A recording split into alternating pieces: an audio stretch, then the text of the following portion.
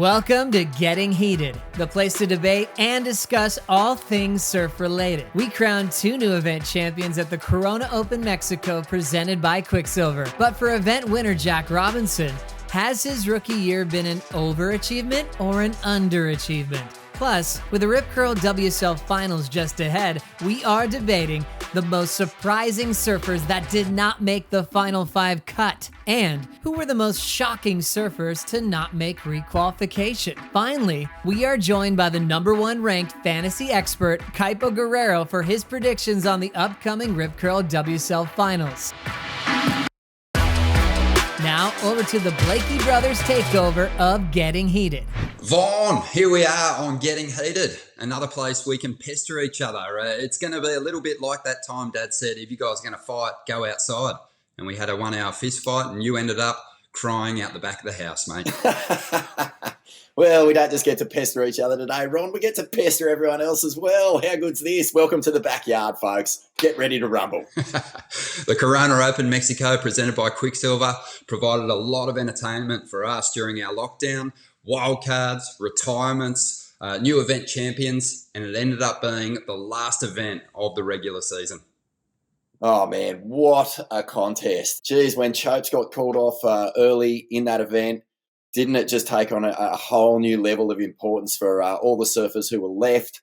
Not just the crew who were trying to lock in that top 5 position for the Rip Curl WSL Finals, but requalification. Every single heat just took on so much significance, Ron, and it was just a spectacle, mate. Every single thing that I saw was just laced with, so much drama, and it really paid off. What a comp. What a comp. There's so much to break down. Let's get into the good stuff. Jack Robinson finished the regular season at number 12 in the rankings, plus his first CT event win. Has Jack Robinson been an overachiever or an underachiever in his rookie year? Whew. Jack Robinson, man, a massive overachiever for me. I think we've seen big names before, massively hyped rookies get on the championship tour, and you can't help but buy into the hype. You can't help but thinking, wow, this guy's got a title shot if the dominoes fall his way.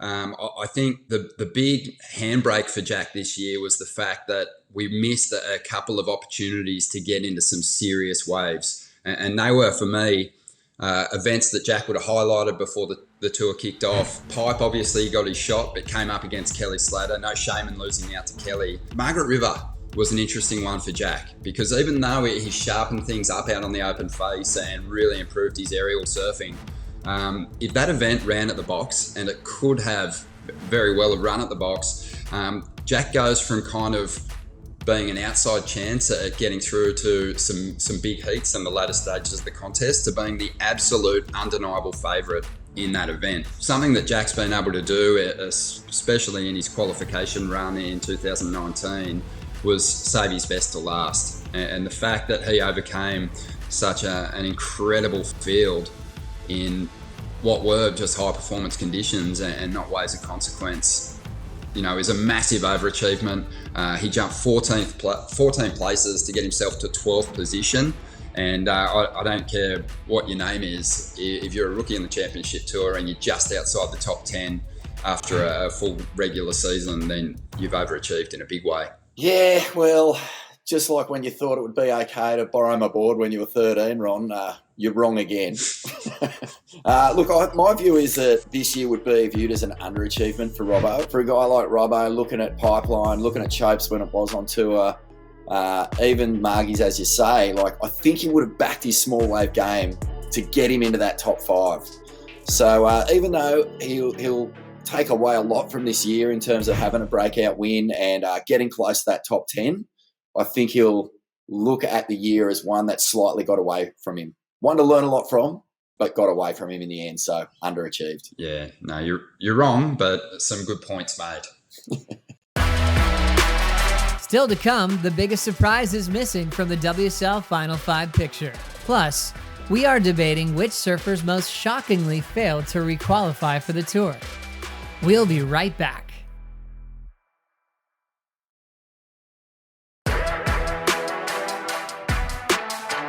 Welcome back to Getting Heated. As you can see, I'm keeping score over here. The first debate's in the bag. And we're just about ready to move into the second one, Vorno, but so far having a lot of fun. Thanks. Yeah, a lot of fun. Back when we were kids, I used to smash you at just about everything until you clued onto the fact I was changing the rules whenever you'd even get close. So, yeah, I haven't had a victory for a while against the Rondog, but pretty sure today I'm going to wipe the floor with you. See how we go. Well, what's on deck for the next heat?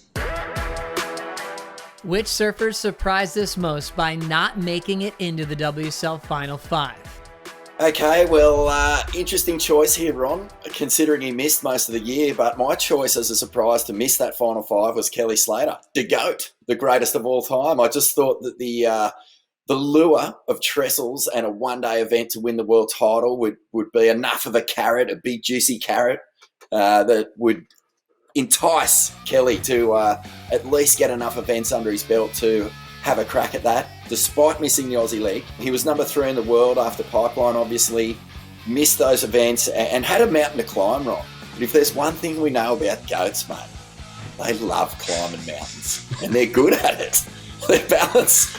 And I just thought Kelly came back to Mexico. He looked so sharp. His boards looked amazing. Like he sort of had a renewed energy, a bit of vigor in the way that he was approaching heats and stuff. He kind of didn't look sort of as desperate as he has in the past against some of the younger guys. Yeah, it's an interesting point. I mean, he was 3rd in the world after that first event, the Pipe Masters, but obviously Trestles has been one of his best hunting grounds for victories. But yeah, he's a funny one to throw into the mix. I think, because he was such a long shot after missing the Australian leg, it was always going to be difficult. But Tahiti may have presented the opportunity for him to maybe get a win and somehow get into that 5th spot. So, yeah, I can see why you went with that. I'm going to go with Kanoa Igarashi. Kanoa started the year off great. He had a couple of quarterfinals from the first 3 events, and he was just tracking very well going into the last couple of events of the regular season. He was well poised. I feel like for Kanoa this year, the Olympics, understandably presented a big distraction, and you kind of saw his results fall off.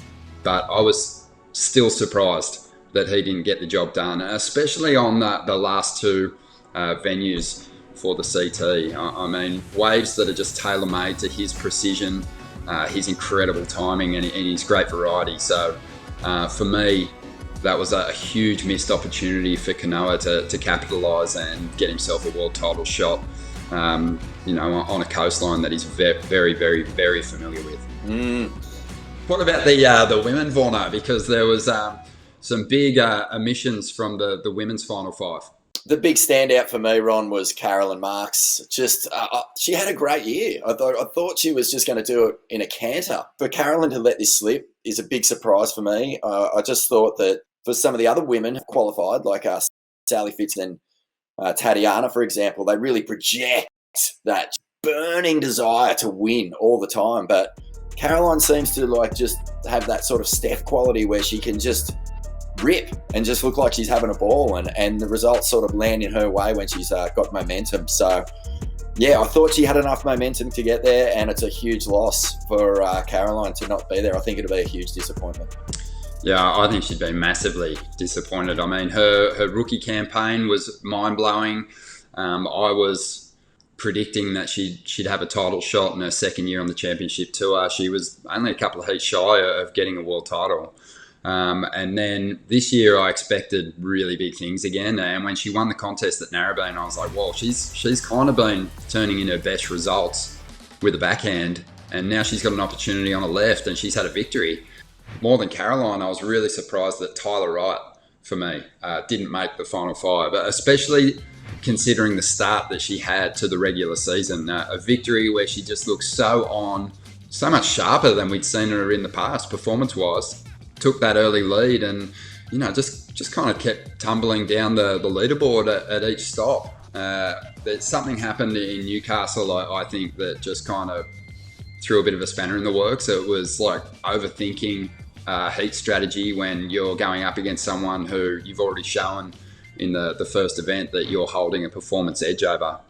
Tyler elected to surf a shore break, left Courtney Conlog to catch bigger waves out the back. It reminded me of board riders when you were a little kid and the surf was too big out the back, so you surf the shore break, and it never usually works out that well for you, because as soon as someone takes off on a wave that's 2-3 times the size of yours, obviously there's going to be the opportunity for bigger turns. So that tactical decision seemed to put Tyler in a bit of a spin. I guess it says a lot about the depth on the Women's Championship Tour at the moment. Yeah, I agree. I find it amazing that 2 event winners aren't in that top 5. But in better news, I've got the updated side here, and as you can see, things have shifted.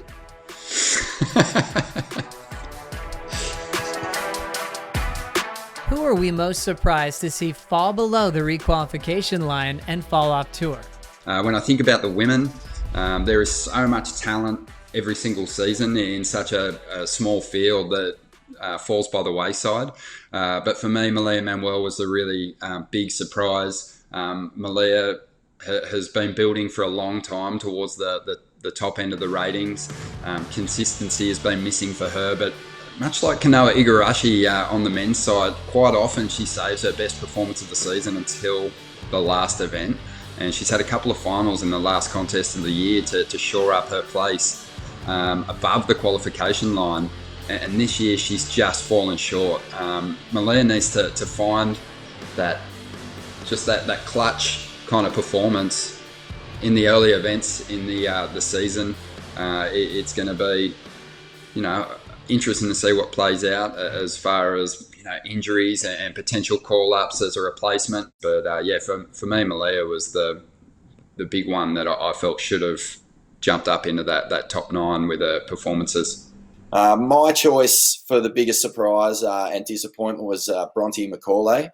Not a disappointment in terms of how the year panned out so much, but just disappointing for how good someone like Bronte surfs, and again just finding herself outside of that qualification bracket. And I just think that she's going to have time to reset and time to come back onto this Challenger Series, and I totally expect to see her back on tour for 2022. Yeah, there's always big surprises with the Women's Championship Tour, and who doesn't make that cut with only 9 spots. It's inevitable that you're going to get some surprises. But let's talk about the men's side, Vorno. There were some big names not cracking that top 20. The biggest for me, Ron, was Owen Wright by a country mile. He was our bronze medalist at the Olympics. In the past 2 years, we've seen Owen surf everything from, just the biggest caves, heaviest slabs, surf perfect heats, do incredible things. And just after a shocking start, it just cruelled him. He didn't get the chance to bank that chokes result. And I think it was a dangerous call anyway. No one wants to be leaving it to the last event to solidify their place on the following year's tour. But this has been a big, big blow for Owen Wright. He's too good a surfer not to be on the CT. I still think he's a world title contender. So that was just a huge shock for me. I almost didn't believe it when I saw those ratings. I was baffled. Yeah, this is maybe the one and only time on this episode where I'm going to agree with you, Vaughn. Do I get that point? No, we'll split the points. It's going to be like the 2015 final with Mick and Julian at J-Bay. Yeah. But yeah, Owen Wright, there is a lot of experience outside that requalification mark. Michelle Perez, Adrian Buchan, Jack Freestone, Wade Carmichael, they were surfers too that you kind of would pick at the start of the season based off some of the finishes they've had in the past that they would be there. But Owen Wright's the biggest surprise for sure. Yeah, these CT surfers who are hitting the Challenger Series, they're going to have to really be on their game. They're not going to just be able to rely on their reputations to get back on the tour. All right, Vorno. Well, I've tallied the scores. And there it is. Ronnie wins. That's the requalification line, and you're sitting below it, my friend. So good luck on the Challenger Series. When we return, the #1 ranked fantasy expert Kaipo Guerrero is here to let us in on his Rip Curl WSL final predictions. We'll be right back.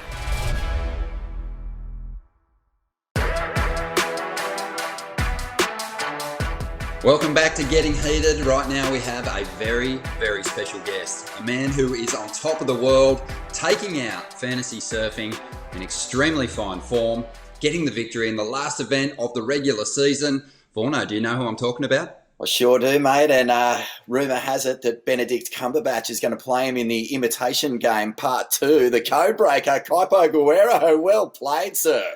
Thank you, guys, and good to see both of you. And thanks. It was great to walk away from Mexico, ranked number 1. I went into Mexico ranked number 6 in the world. I was surprised I got that high. And then once I got that high, then the pressure came on. And I also want to say, there's some conspiracy theorists out there that I've been getting messages from. There's been no insider trading. I only worked 3 of the 7 CT events, and all the information that I used was available to all the surf fans throughout the world. Congratulations, Kipes. A massive win, and I can vouch for you. I know that there was no insider information coming your way because I myself finished way back in about 20,000th position. So, well done, mate. It was a well-earned victory, and that's why we got you in, because we want to lean into you and get your picks on what's going to unfold at the Rip Curl WSL Finals in September. How's it going to play out? All right, well, I will go through the brackets right now. Match number 1, we got Connor Coffin versus Morgan Siblick. I'm going to go with Connor Coffin in match number 1. Match number 2, we already have the seed of Felipe Toledo. He was going to meet up with Connor Coffin in that second match. I got the Brazilian Thunderbolts starting to strike the cobblestone at lower Trestles at that point. I got Felipe Toledo coming out of match number 2 into match number 3, where Felipe Toledo will be facing Italo Ferreira. At that point, that's when I go on to Team Goofyfoot, and I picked Italo coming out into the championship match, which is a best of 3 series with Gabe Medina, and this is how I think it's going to go. I think it's going to go Italo first match, Gabe second match, and then Gabe buzzer beater at the end, clinching another world title. That's my brackets. Well, there's a reason, Kaipo, that you're number 1 in the world and live in a house and I live in a cardboard box, mate. It's because I bet with my heart, not my head, and I am backing the little battler from Australia, Newcastle and Ngari's very own Morgan Siblick. I just think that, he's primed. He's only 5 heats away, or 6 maybe, from a potential world title. He's put together 5 heat runs all year, and I can see him going deep, mate. I'm getting on board the Morg train, and we're going to ride that puppy home. It's a good emotional pick, Vorno, but I think there's more rocks in your head than there is on the shoreline at Trestles. I have to agree with Kipes. This is going to be a big world title pressure moment, and Morgan, although he's had this magic run, I think he's going to have a few sleepless nights in the lead up to this event at Trestles, but I think it will be owned by those title contenders. I just think Medina goes into this one with just losing not being an option, and I think it'll go all 3 heats in that final, and I don't know, Kipes. I think I might be 51% in Medina's favour, just the dominance that he's had through this season, but it is going to be awesome. I completely understand that, Ronnie, and thanks for breaking the tie there for me. What about the women's final 5? How do you see it playing out? Because we've got some surfers going for their first shot at a world title there too. So here's my brackets. Steph and Joanne Defay meeting up in match number 1. I got Steph coming out of that match. That winner, Steph, will go against Sally Fitz. In that matchup, match number 2, I'm going to go with Steph again. Then that winner, Steph, meets in the next match against Tatiana Weston Webb. I'm going to go Steph again. And I'm predicting a Stephanie Gilmore and Carissa Moore final at Lower Trestles. So in the title match, Steph versus Carissa, I'm looking at Steph taking out the first match, Carissa coming back in the second match and the third match to take a 5th world title. Back home to Hawaii. Fair call. Vaughn, your thoughts on that one? I love Kaipo's thinking there. I think that Steph and Carissa just haven't had that opportunity to really have that sort of, just heavyweight battle. 2 of the all-time greats in the octagon at the end, just ripping into each other. I'd love to see that for sure. Yeah, it's going to be unbelievably exciting. I don't think, though, that Steph Gilmore sitting at the back end of the final five on the women's side, though, is going to be a dark horse. Obviously a proven campaigner. She's the most consistent surfer in the women's field when it comes to Trestles. And I think you're right, Kipes. I think she can get all the way through to that final. And she proved again in Mexico that, you know, if she's on a long-running, high-performance right-hander, she can match it with the best. And Vorno made a great point. Steph Gilmore and Carissa Moore have traded world titles, but we've never really seen them go head-to-head for a world title. The chases have been with other people. So my hands are just absolutely sweaty at the prospect of these two being able to fight it out in a 3-heat series. And I can't see either one of them getting away with a world title victory in 2 heats. I think there'd be a big reply. I think it'd go the 3 heats, but there's some really tough customers on the women's side that both these surfers will have to overcome in order to get that world title. It's going to be so fun to watch. But Kipes, I mean, we've thrown some opinions out there as well, but they mean nothing when you're talking to the current number 1 on the fantasy surfing rankings. Congratulations on the victory, my friend, and a great job this year in those final events at the championship tour level. Thank you, boys. Great talking with you. The fantasy goat. See you, mate. Really good times. The fantasy goat. Well, I think that's all we got time for. But gentlemen, looking forward to getting the Rip Curl WSL Finals underway. And we'll see you again soon on Getting Heated. Thanks, Ronnie. Thanks, guys.